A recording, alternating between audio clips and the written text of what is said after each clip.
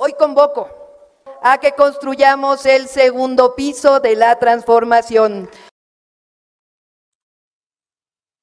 Amigos, bienvenidos a una nueva transmisión más a su canal En el Segundo Piso. Servidor Irwin Rodríguez transmitiéndoles desde el día de hoy. Nos seguimos encontrando en este jueves 19 de diciembre del 2024. Si nos estás viendo por primera vez, muchísimas gracias por tu tiempo y por tu espacio. Solamente pedimos el apoyo con la suscripción para que cada día podamos ser más en esta gran familia del Segundo Piso. Amigos, vámonos de lleno a la información. Les digo que ahorita, a finales de este mes y obviamente iniciando el año, el tema va a ser la reforma al Infonavit. Sobre todo porque esta discusión sabemos que fue aplazada para su discusión. Iba a haber periodos extraordinarios, pero simplemente ya no se hizo. Y va a tener cabida a principios, pues obviamente, de año. Es importante saber y también escuchar cuáles son los planteamientos, las mentiras que se dicen por parte de la oposición relacionado a esta reforma del Infonavit.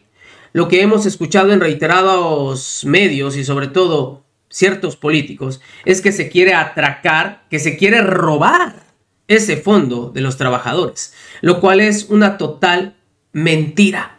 Por eso es que nosotros, cada vez que vemos un debate relacionado a este tema, queremos aportar, pues obviamente presentando lo más relevante. Y en esta ocasión, la youtuber, también periodista, Meme Yamel, va a Milenio, da un golpe en la mesa y vuelve a callar a toda esta oposición o a los que simplemente quieren demeritar esta reforma que se está planteando. Algo que yo quiero dejar muy puntual y que escuché, y en eso tiene toda la razón el actual director general del Infonavit, Octavio Romero Oropeza, es que los señores de la oposición andan duro y dale queriendo demeritar o queriendo decir que se van a robar estos fondos de los trabajadores. Son tan sinvergüenzas, cínicos, hipócritas, que este fondo, desde que llegó nuestro expresidente Andrés Manuel López Obrador, tuvo un aumento de 5 veces más. Y todo esto derivado al aumento del salario mínimo. Cosa que eso sí no lo plantean estos miserables, ¿verdad? Eso sí no lo dicen. Ahora sí les importa este fondo, cuando anteriormente ni siquiera veían la manera de poder elevarlos. ¿Quién fue el que lo hizo? Este gobierno que tanto les molesta, este gobierno que tanto dicen que ha causado mucho daño, pero este gobierno es el que ha elevado ese fondo de ahorro de los trabajadores en el Infonavit. Con el aumento, obviamente, del salario mínimo, hizo posible esta situación. En resumidas cuentas, quien sí se preocupó por esta situación fue el gobierno de Morena. El gobierno que inició Andrés Manuel López Obrador y que obviamente continúa nuestra presidenta, la doctora Claudia Sheinbaum Pardo, pues ya habían anunciado que este 2025 de igual forma va a haber un aumento en el salario mínimo. Así que mejor cállense y utilicen otro argumento al decir que no les interesa el fondo de los ahorros cuando ha sido el único gobierno que los ha aumentado. Ojo. Así es como en este debate se dieron con todo hablando sobre esta reforma. ¿Y ustedes qué opinan? Escuchen. La ley de Infonavit, que hoy en la mañanera la doctora Claudia Sheinbaum y Octavio Romero decían que lo que están buscando es más control y vigilancia de los ahorros. Por otro lado, la oposición dice quieren llevarse el dinero, quieren robarse el dinero de las personas. Meme, ¿qué opinas? No se quieren llevar el dinero de las personas. Lo que aquí se está buscando es hacer una homologación al sistema como lo tiene el IMSS. Hay que entender que en el Infonavit, aunque sí tienen un director general del Infonavit, este director no toma decisiones, no opina. En realidad su voto no cuenta al momento de la toma de decisiones importantes, como si en el IMSS. Aquí lo que se está buscando es homologar el sistema tripartito como lo tiene el IMSS, hacerlo en el Infonavit. Porque durante muchos años, al menos vamos a citar los últimos 10 años, no se ha construido vivienda para trabajadores de menores ingresos. En realidad existen hasta este momento 7.3 millones de derechohabientes que bien podrían ya acceder a una vivienda, pero no existe una vivienda de este tipo. En estos 10 años, ¿qué es lo que ha pasado con el Infonavit entonces? El Infonavit ha sido una caja chica y una caja bastante millonaria para varios intereses, en particular particulares, aunque valga la redundancia, patronales y además sindicales. Solamente quiero poner algunos ejemplos que hoy fueron tema en la conferencia. se han gastado 197 millones de pesos en conmemoraciones, eventos y fiestas. Esto hasta 2018. Se han gastado 26.8 millones de pesos para viajes y gastos de representación. Pero también se han gastado más de 1.000 millones de pesos en publicidad, viajes, flotillas de lujo, camionetas blindadas y hasta edecanes. ¿En dónde está la vivienda social? ¿En dónde está la construcción de esta vivienda social? No se ha construido, al contrario, hay varios mecanismos para que la construcción de la vivienda social no se determine, no se construyera, no se creara, y eventualmente se dieron sistemas donde entre notarías, privados y demás le quitaban a la gente, desalojaban a la gente de sus viviendas, y esas viviendas terminaban en manos de privados haciendo como este reciclaje, pero ya para fines privados. Eso es como a grandes rasgos, ¿no? Natalia. De entrada, creo que con lo que dice Meme, a ver, estamos completamente de acuerdo en que tiene que haber una vivienda o un objeto de vivienda social.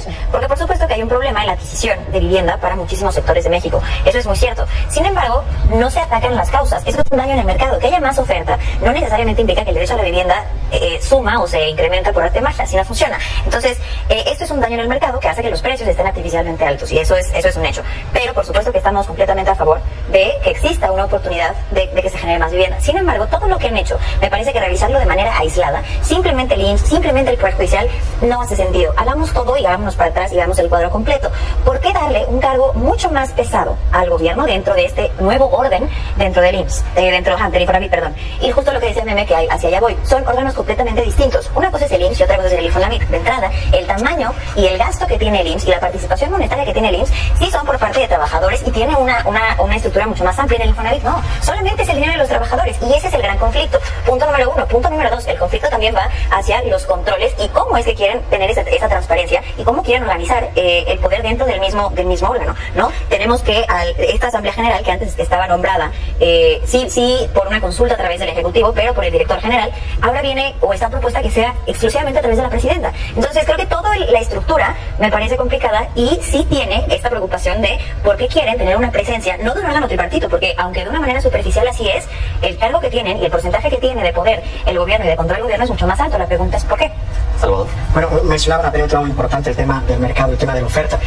Históricamente, sobre todo durante los últimos 36 años del modelo neoliberal, creo que podemos coincidir que dejarle en manos al mercado de todo lo que tiene que ver, sobre todo con temas estratégicos como la energía, como la vivienda, resulta desastroso. Nada más hay que volver a ver las estadísticas del 50% de la población de los trabajadores no tiene acceso a la vivienda, no tiene acceso a crédito, simplemente porque pertenecen al sector informal. Esta reforma lo que ataca. Habrá también que recordar o contextualizar de dónde viene la reforma. La reforma tiene un objetivo específico, quizás dos, pero el primero es establecer el derecho a la vivienda digna por parte de los trabajadores en el artículo 123, numeral 2. Dos, de hecho, es una de las propuestas del paquete de reformas que presenta el presidente Andrés Manuel López Obrador el pasado 5 de febrero. Se le da el correcto trámite legislativo, pasa a reforma constitucional, ya declarada, por cierto, ya se hace la declaratoria constitucional, y ahora, ¿qué es lo que se está haciendo? Impulsar esta reforma secundaria, lo que decía Yamel, que es esta reforma secundaria a la ley del Infonavit, para que se cuente con un peso mayor, y sí hay que decirlo, un peso mayor por parte del gobierno en la Asamblea General, que es una asamblea tripartita que tiene la presencia patronal, la presencia del trabajador empresarial y también la presencia del gobierno. Creo que esta presencia del gobierno viene finalmente a cumplir con uno de los objetivos de esta reforma, que es 1 millón de viviendas para los trabajadores, 1 millón de viviendas que viene a terminar con un problema que los especialistas reflejan en al menos una falta, una insuficiencia de por lo menos 2 millones de viviendas en el país. Si nos vamos a los números todavía más fríos, nos encontramos con que el 60% de los jóvenes no tiene acceso a una vivienda. De ese 100%, el 60% no accede a una vivienda, otro 30% solo puede rentar con roomies, y solamente un 10% de los jóvenes como tú y como yo pueden acceder a una vivienda el día de hoy. Sofía.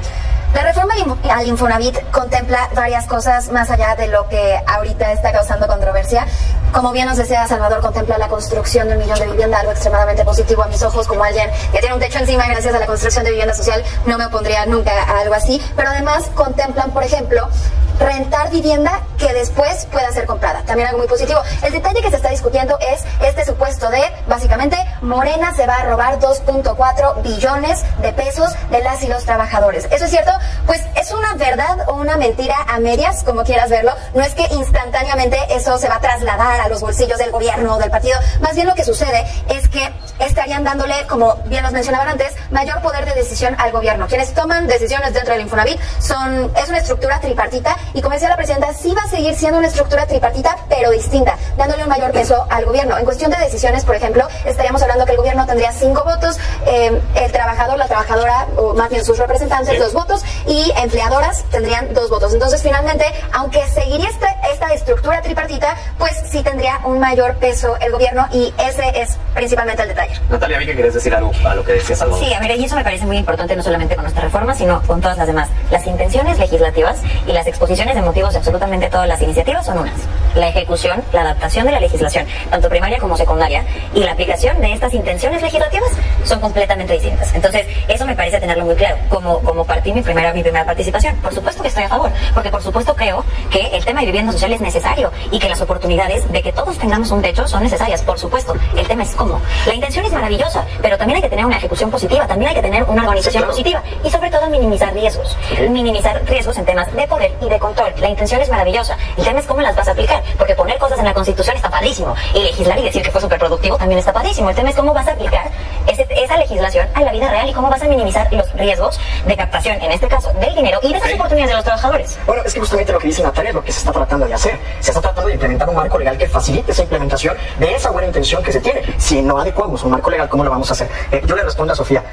No es ni una verdad a medias, ni es una mentira a medias el decir que el gobierno se va a quedar con el dinero. Es una total mentira. De hecho, sería bueno desagregar el presupuesto del Infonavit, 2.5 billones, como lo refieren ustedes. De esos 2.5 billones, 763,000 millones están en fondos a largo plazo, que el Infonavit no puede disponer. Ni tampoco eso significa que de repente mañana Octavio Oropeza va a disponer de ese dinero, porque ustedes mismas lo dijeron. Octavio Oropeza no tiene voto a menos que sea unánime dentro de esa asamblea. Tiene varios comités, hay comité de administración, comité de auditoría, la asamblea, y en todas ellas hay participación. ¿Y cómo están integrados los comités? Se va a tener, se modifica una presencia mucho mayor al gobierno. A ver, es que tú lo viste, tú escuchaste la nota con la que empezó Pedro. Un esquema de corrupción terrible entre 2013 y 2015. Créditos desde 2013 y 2015. A ver, Salvador, ¿quieres hacer una pregunta, Sofía? Créditos que se otorgaban hasta 4 veces. Salvador, se llama este senador de Morena. Sofía, ¿Cómo se llama? vamos a dejar... Salvador. Salvador, Meme, Natalia, orden, por favor. Como pequeño paréntesis a lo que estábamos mencionando, ¿quién es este senador plurinominal por el que nadie votó directamente, pero que está ahí cómodamente y que fue titular del Infonavit durante todo este tiempo con Enrique Peña Nieto, que tanto dijo hoy Octavio Romero que estuvieron plagados de corrupción? Pues fue Alejandro Murat. Alejandro Murat, que era del PRI, que fue gobernador de Oaxaca, que estuvo manchadísimo en corrupción y que ahora, quién sabe por qué, mágicamente tiene un escaño con Morena. Y sí, sí, o sea, sí, yo voy a hacer varias anotaciones justo respecto a esto. Efectivamente, está Alejandro Murat y yo de verdad espero que ahora que están hablando de todas estas investigaciones, ahora que todo esto está saliendo a la luz, pues si él tiene alguna irregularidad, que como ahí está, se debe de aclarar. Hasta que las aclare, porque no, a ver, aquí nadie se trata de empañar a nadie. Y no solo es él, también es David Penchina, que es el que entra después de Alejandro Murat. Pero ahorita Natalia hace una pregunta: ¿por qué el gobierno debe tener más peso en todo esto? Pues es muy sencillo. En este momento solamente tienes a la representación sindical y patronal votando. Y han votado en contra, incluso hasta de que se transparente. Han votado en contra de que se audite. Han votado en contra de que se revisen los gastos. La administración pasada, la de Carlos Martínez, fue la primera auditada. Fue el primer director del Infonavit auditado, porque pese a que lo amenazaron, él lo dice públicamente, pese a que lo amenazaron y pese a que la representación sindical y la representación patronal votaron en contra de responder a la auditoría, él presenta una carta y de él entrega la respuesta sin importarle lo que dijeran los otros dos. Entonces, si estamos viendo cómo han actuado en el pasado, creo que la respuesta es justamente esa. ¿A quién le tienes que dar más peso? Pues sí, al que en este momento estará obligado. Y creo que regresamos a debates pasados que hemos tenido. ¿Por qué tendríamos entonces que confiar en el gobierno hoy cuando antes no lo hicimos? Bueno, hoy tienes un gobierno que tiene una mayor legitimidad. ¿Quiere decir que eso es suficiente? No. Necesitamos que en esta legislación secundaria tengamos estos también mecanismos de control, sobre todo para nosotros, no, para el trabajador. Para el trabajador que ni siquiera tiene un mecanismo de control a través de su propio sindicato.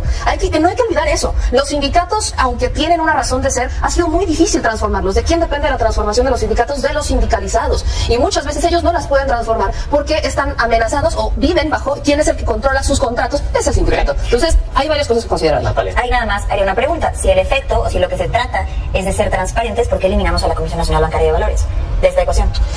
Aquí estás hablando, entiendo que la transformación que hoy se va a dar es que el Infonavit pasa de ser una institución de créditos a ser ya una institución que se dedica a la construcción. Ahí mi duda es, si esto ya va a pasar, que es la razón para sacar a la CNB, entonces, ¿qué va a pasar, por ejemplo, con la Comisión Nacional de Vivienda y qué va a pasar con SEDATU? Que estas dos instituciones sí también tienen dentro de sus facultades la construcción de vivienda social. Por eso estoy totalmente de acuerdo en que no nos apresuremos. Viene una legislación secundaria. Ese es un tema al que hay que meterle mucha puntualización, hay que hacer un muy buen trabajo y no tenemos por qué ir a prisas. Urge, claro que urge muchísimo, porque hay gente que no ha tenido una posibilidad de acceder a la vivienda. Y algo que también decía, que decían, los tres en realidad, porque no solo decía Sofi, el Infonavit es curioso, se supone que es institución de crédito y que está destinada a darle crédito a quienes, a los trabajadores, evidentemente, que su prioridad, ¿cuál es la prioridad de una empresa o cuál es la prioridad del Infonavit? Darle préstamos o darle créditos al trabajador que menos tiene. pues le han dado créditos hasta los que tienen 100,000 pesos, o sea, cuyo salario de 100,000 pesos, que no digo que no se los den, pero tu objetivo prioritario debe de ser el que menos salario mínimo tiene, ¿no? Sofía, y luego vamos contigo, Salvador.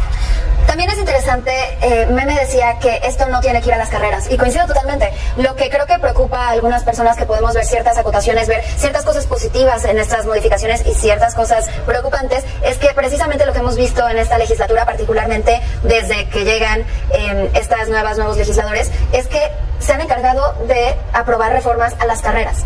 Eso es lo que yo creo causa esta incertidumbre.